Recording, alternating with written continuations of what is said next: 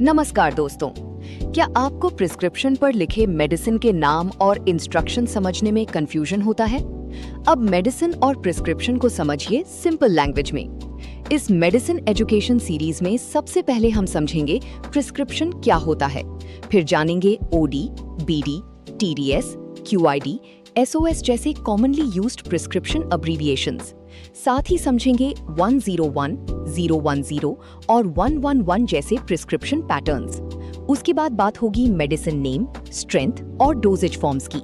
और आगे हम मेडिसिन की uses, common side effects, precautions और इंपॉर्टेंट सेफ्टी पॉइंट्स को भी सिंपल लैंग्वेज में समझेंगे। गोल सिंपल है, कॉम्प्लेक्स मेडिसिन इंफॉर्मेशन को इजी लैंग्वेज में समझना।